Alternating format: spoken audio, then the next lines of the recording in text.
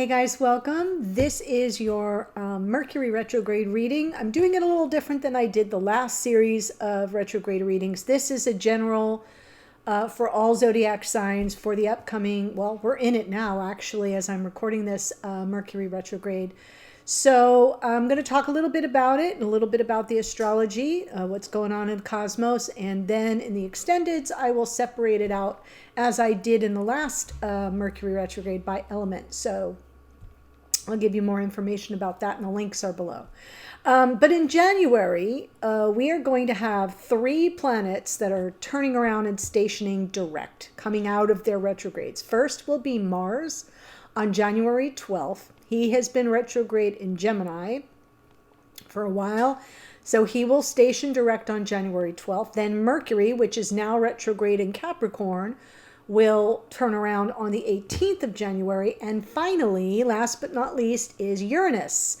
Uranus will station direct on the 22nd. He has been retrograde in the sign of Taurus for what feels like forever. And since that's the planet of surprises, and if anything can happen, it probably will, and in an unexpected way, as Uranus stations direct, we may find ourselves feeling sort of shot out of a cannon. So by the end of January, we'll be off to the races. It'll be full steam ahead. But for now, we do have Mars retrograde in Gemini, which is a sign ruled by Mercury. And then if you cross connect the dots to Mercury retrograde in Capricorn, which is where the Sun and Venus and Pluto are hanging out right now. Yeah, we're still in a bit of an energetic pickle at this time, at least for the next 3 or 4 weeks. So I thought I would do a special reading for all signs.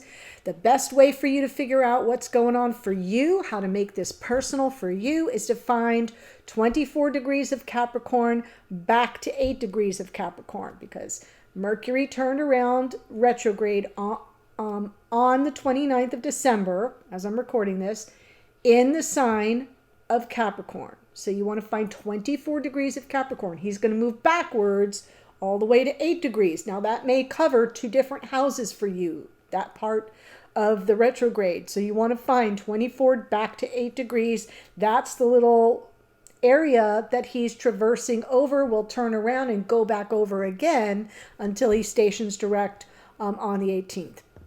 For me, it falls in my 6th house, which is work, service, duty, health, daily routines.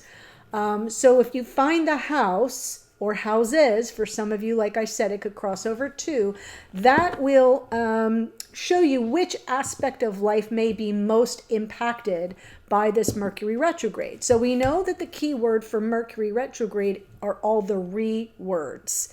And Capricorn, since it's about ambition and organization and structure, we want to reorganize, reevaluate, reassess, recommit, because Capricorn is ruled by Saturn, which is very much about commitment and learning lessons, right?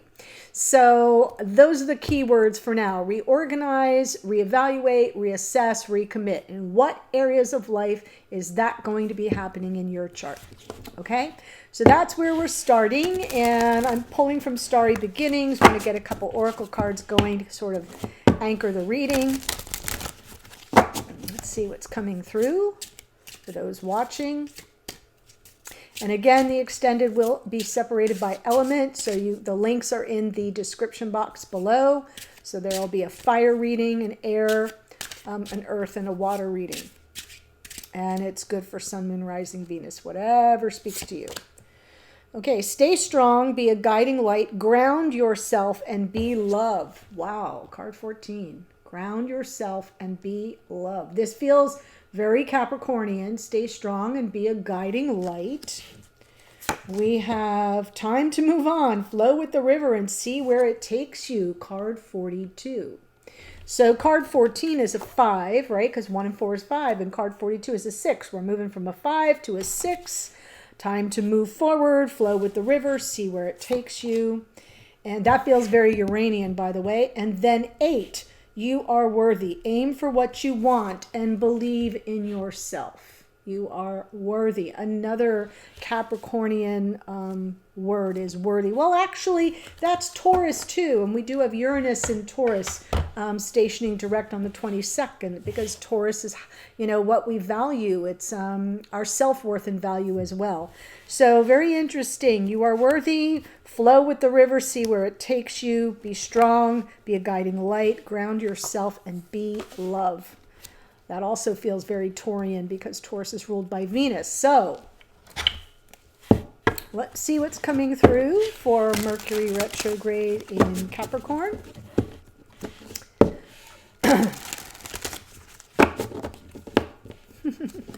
Got my little kitten here. He's been trying to escape. All the wires have...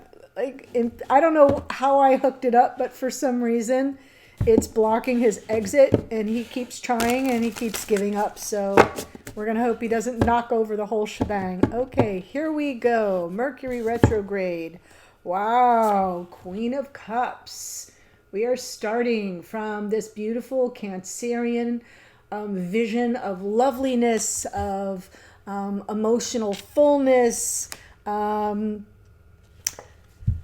Queen of Cups, also highly intuitive. So this can be about us finally coming from our heart, tapping into our intuition and our emotional availability. Yeah, and it's going to take some work. So the challenge here with the Eight of Pentacles is sort of, where do we need to put some focus and attention and come up with creative solutions to a problem?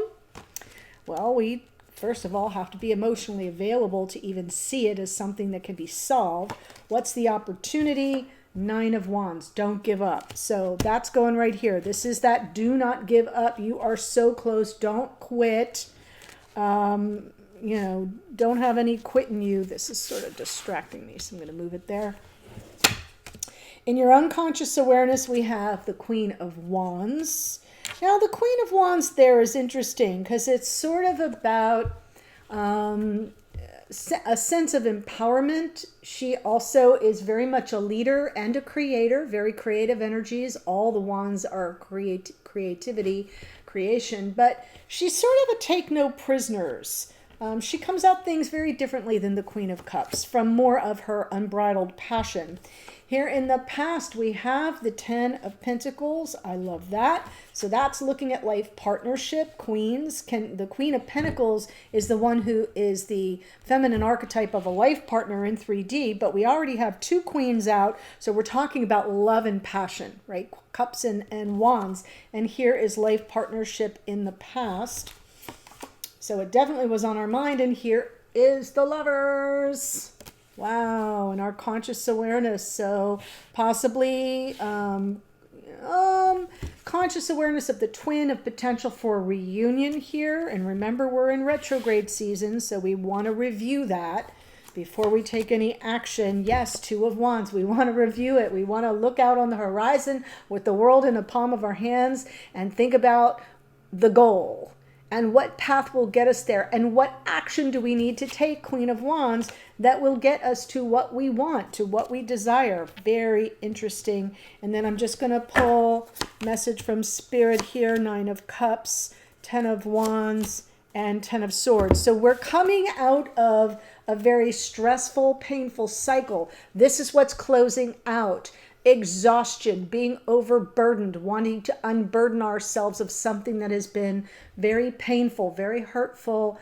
There's been something that has unfolded in a really ugly way. And the message from Spirit with the Nine of Cups is about wish fulfillment, but it's also about emotional contentment. You can tell this guy's kind of just leaning back, kicking off here, feeling pretty self-satisfied. And since we opened with the Queen of Cups, that's how I'm interpreting it, but we will see when I clarify. I'm feeling like it's about time that you have some emotional fulfillment, some wish fulfillment, some contentment, and bid farewell to the heaviness, the burden, the pain, things that did not materialize. I know, it's a lot. So let's look at the Queen of Cups with the Eight of Pentacles.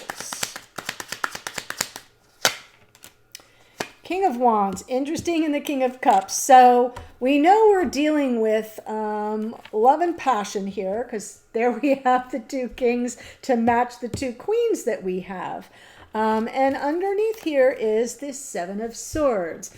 So I think for those of you who are new, welcome. I hope if you enjoy the reading, you will consider joining us here by subscribing. Click. But when I pull from the bottom of the deck, it's what's going on in unconscious awareness or in your psyche or behind the scenes. And I'm feeling like there's been some deception, some perceived avoidance even. Sometimes what ends badly and what we're burdened with and saddled with comes from just somebody who avoids us. So that Seven of Swords underneath, whatever it means to you, it is a general reading, so it's going to resonate for each of you differently. But I'm feeling like I'm seeing here that there's something that needs to be worked through. If you're here in Queen of Cups and Wands energy, and you're dealing with King of Wands and Cups energy, and there's been anything that has gone on that's been untoward or that has been leaving you feeling somehow either avoided or betrayed, lied to, cheated on, fill in the blank for yourself, that's the challenge, is working through it. And the opportunity is to kind of persevere. So that may be that Mercury retrograde issue, is persevering. So I'm going to pull cards for the Nine of Wands.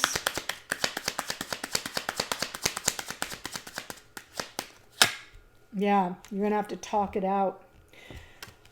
Whew. Clear the air. Absolutely, because there are feelings here of rejection, of emotional distance, of dissatisfaction, disillusionment, that Four of Cups lingering in unconscious awareness. But what you're holding out for, what you're persevering for, what you're not giving up on is the opportunity to clear the air and to have some form of communication about the elephant in the room.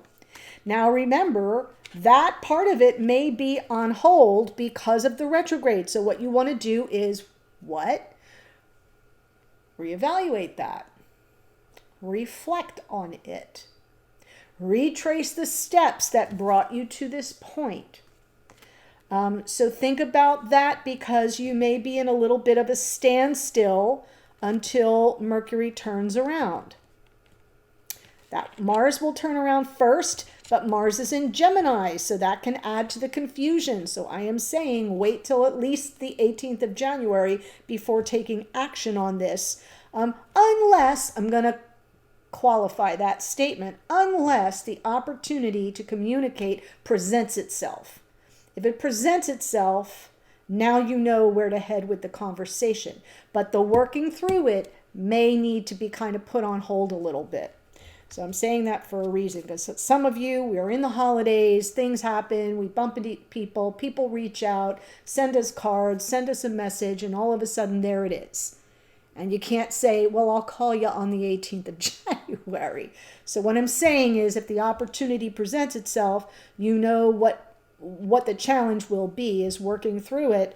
And you may kind of need to slow roll any action that you take, because that's the Two of Wands coming up in the future. So let's see the Queen of Wands.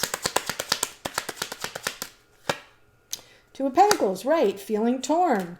There it is, wanting the happiness, but feeling torn. So in unconscious awareness, you'll be sorting out, what are the realities on the ground here? Am I really dealing with a twin? Is this a true twin? We've got the Lovers in your conscious awareness, so it makes sense that the Four of Wands comes out, wanting to be happy, wanting life partnership, but not sure that's what you're really dealing with. Again, we've got the match here. The Queen and the King of Wands are here, and the King and Queen of Cups. Wow. This is kind of right on the money, guys. Bridging, connecting the loop through all of your readings lately. I've been getting a lot of the same sort of energies of something that needs to be left behind and moving forward on your path unencumbered. 10 of Wands, unencumbered. So we're closing out. We've got 3 10s here, which is the 10. We're missing the 10 of Cups, which is probably what we're all after, right? The emotional fulfillment and contentment and happily ever afters and bliss and nirvana. I know. Ten of Pentacles with the Fool, the Seven of Pentacles, and underneath is the Hierophant. So this has to do with marriage or commitment or a long term. It's something you've been waiting on. You took a chance on this person, on this relationship. You've been waiting a long time to see if it's going to head, Ten of Pentacles and the Hierophant, to something long lasting or permanent or more committed, maybe even marriage. But you've been in this sort of perpetual state of waiting. Patiently, but still waiting. Let's see the the Lover's card.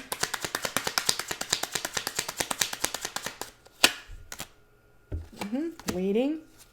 Feeling very rejected, maybe even breadcrumbed. Oh my goodness. So this is part of the problem, right? That Seven of Swords can even just be that you're feeling this person left you behind, devalued you some way, maybe ghosted you even is possible with the Seven of Swords and the Five of Pentacles. That little Page of Pentacles underneath, sometimes the pages are messengers, and it could be about, you know, something very tangible, a card, a letter, a text, something that is tangible here in 3D, but I'm not feeling it's coming through that way. I feel it's coming through as you've been feeling very breadcrumbed, and that you've only been receiving from this person when it's convenient for them. And it really hasn't been enough. So you're feeling sort of lack consciousness, scarcity mindset when it comes to this connection. And Temperance is about self-control and restraint, yes. It's also about transmutation. It's about transmuting the energy here. So it seems to me you're trying to reach for a higher vibration. But we know that the part of the elephant in the room is how you've been treated, how you've been valued, how it has impacted your self-worth and value even. For some of you, that will be the case. And feeling like you're not receiving all that you've put into the connection, and instead you're just being breadcrumbed. Two of Wands going forward. This is future energy. Yeah. Devil, Queen of Swords, Five of Cups. So I do feel there's this moment where the Queen of Swords comes in as a truth seeker and a truth teller. And interestingly enough, the way this is looking is her back is to that devil energy. But this guy here is kind of looking side. It's like a sideways glance. It's like this, giving him a little bit of the side eye. The Queen of Swords just wants, just like, let's dispense with the formalities. Let's just have some straight talk here. You know, where are we? Where does this stand? Where are we headed? But it's more about where you want to head. And what do you need to know? What truth do you need? What information do you require so that you can move forward and shake off any kind of negative karma, anything toxic, and or shadow-based or ego-based? Because underneath is the Five of Cups, and that is the regrets of the past, the mistakes of the past, something you feel may have been lost to you. It's about sadness and sorrow and grief, but it's backwards facing, and that's what she's looking at.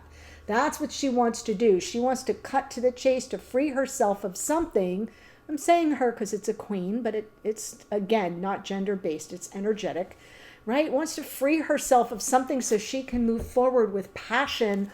Once all the energies kind of turn around and station direct, like I said, we're going to feel shot out of a cannon. And when that happens, especially with Mars turning around in Gemini, we're going to want to kind of have our wits about us. And that's why I like seeing the Queen of Swords here, because she's no BS. She's just like, just the facts, ma'am. I just want to get the truth out of the situation. Is this a twin? Is this a karmic? Is there any future in this connection? You know, are you just playing me? Are you breadcrumbing me? Is this always about your convenience? Do you not see my worth and value? It's coming through as a question, because underneath, remember, you're the Queen of Wands. You know your worth and value. It's like moths to a flame, guys. Okay, but you kind of are in this weird situation where you've got to hang on and persevere to get that moment of clarity. Eight of Wands, Knight of Swords, Queen of Swords, all seeking truth. Do you see all this swords reference? Very interesting, since Mercury's in Gemini, which is air, which is swords. Okay. Let me clarify the Nine of Cups. And what I just said, you are worthy, is one of the cards, right? Aim for what you want and believe in yourself, and time to move on. So stay strong, be a guiding light, ground yourself, be love. I feel all these things coming through in everything I just said. But let's see this Nine of Cups. Yeah, if you want this emotional contentment and fulfillment, hang in there, because I feel like there's this with strength. You're being asked to, again, it's more perseverance, overcoming obstacles. If you want that emotional contentment and wish fulfillment, if you want the love and romance, you gotta be the love and be the romance. So that's why it's saying ground yourself and be love. This is Taurus and Libra, so Taurus has the grounding effect. Libra, both signs ruled by Venus, is about the love. So you see how the oracle has been quite prophetic here. So I think Spirit's message to you is keep persevering and overcome these obstacles, and you can have the emotional contentment and fulfillment that you seek. But you got to kind of believe you're worthy and be prepared to move on if it cannot be found in the connection you're here watching for. So 10 of Wands, 10 of Swords. I'm not going to clarify them separately. I feel like that's what we're offloading. When everything turns around, that's what's going to be left on the cutting room floor. So let's see. Yeah, might be single. Might be single. Definitely release the conflict, release the tension, release the chaos. This is all about release, but it's also about growth and change and transformation. Be autonomous and independent, and you may fly solo for a while. That's okay. If what you're letting go of has caused you harm and broken you down and broken your spirit and suffocated you in pain and exhaustion, you gotta be prepared to let that shit go. Let it go. Something beautiful is on the path for you. So that's my message. Let me give you the astrology. We have Queen of Cups and the King of Cups. The Queen is Cancer, the King is Scorpio. We have the King of Wands and the Queen of Wands. The King is Leo. The Queen is Aries. We've got more Leo here in the Sun. If you're dealing with Leo or have a lot of it in your chart, this is definitely your reading. The Fool is Aquarius. The Hierophant is Taurus. The Lovers is Gemini. That's where Mars has been hanging out right now. Temperance is Sagittarian energy, the higher octave of it, so very elevated. We've got the Devil is Capricorn. The Queen of Swords is Libra. We've got more Leo again in the Strength card. Lots of Leo energy here. The Knight of Cups is Pisces. The Empress is Taurus and Libra, a card of Venus. We've got the Nine of Pentacles happens to be Virgo. The Death card is Scorpio. So beautiful reading. The links to the extendeds for this are below. I'm going to continue on. So it'll be Aries, Leo, Sag will be one link you can pick. Taurus, Virgo, Capricorn will be another. Gemini, Libra, Aquarius will be another, and Cancer, Pisces, Scorpio. So you've got elemental opportunities there for the extendeds. We're going to move forward and see what unfolds for us as things turn around, as we get past the retrogrades, what might unfold. That's what I'll be looking at. See you there. Bye for now.